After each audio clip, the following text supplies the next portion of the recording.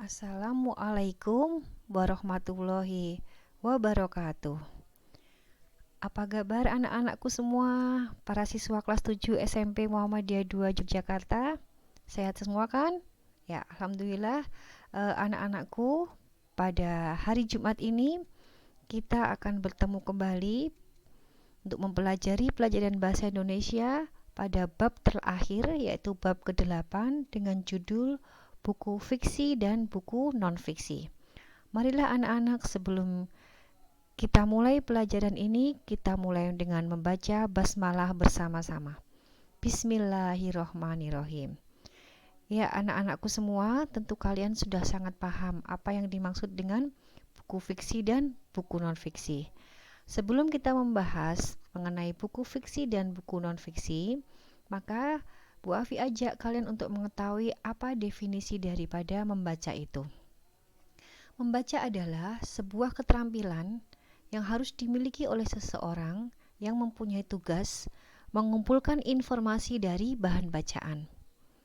Nah, untuk dapat meningkatkan keterampilan ini, salah satu yang perlu diupayakan bersama adalah mengetahui dan memahami cara membaca buku teks secara efektif. Nah, dengan demikian, kita harus membaca buku teks itu dengan cara yang efektif agar kita paham. Apakah membaca efektif itu? Membaca efektif adalah bagaimana caranya kita agar bisa membaca dengan cepat dan memahami bacaan dengan baik. Nah, anak-anakku, secara garis besar, buku yang kita baca itu dikelompokkan menjadi dua bagian, yaitu buku fiksi dan buku non-fiksi. Kalian bisa perhatikan dalam dua bagian di samping ini, kolom pertama adalah buku non-fiksi dan kolom kedua adalah buku fiksi. Buku non-fiksi itu memaparkan ilmu pengetahuan, baik secara teknis maupun secara populer. Kalian bisa tahu contohnya, buku non-fiksi itu adalah buku-buku paket materi pelajaran, ensiklopedi, kamus, dan lain sebagainya. Nah, selanjutnya untuk buku fiksi itu lawan dari buku non-fiksi.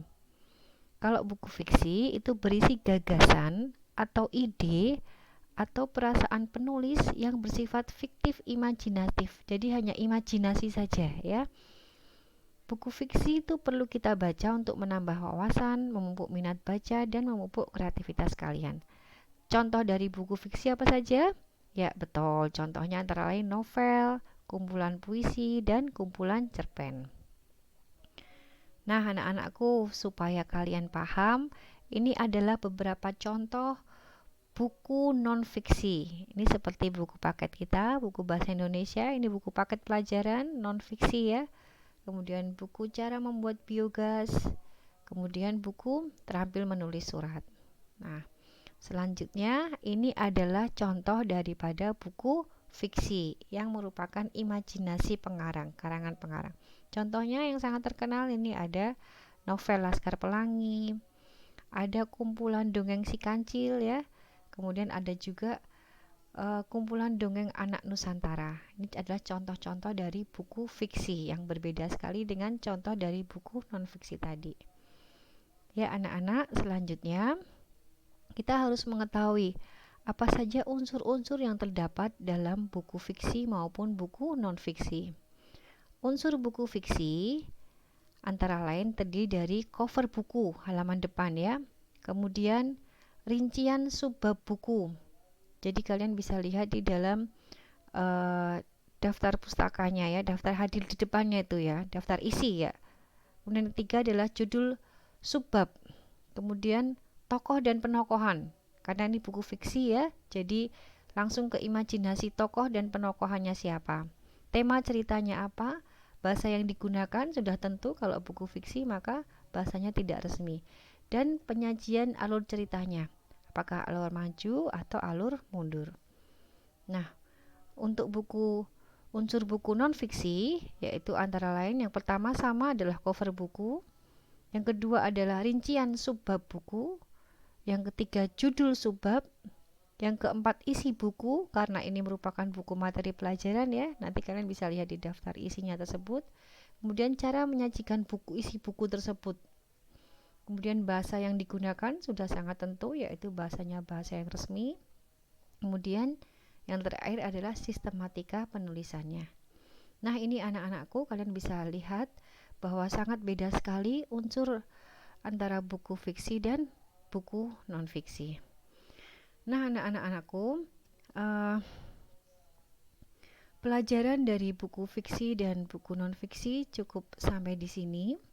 Setelah ini kalian bisa mempelajari contoh-contoh soal yang disajikan dalam Google Form. Nanti kalian bisa melihat di situ.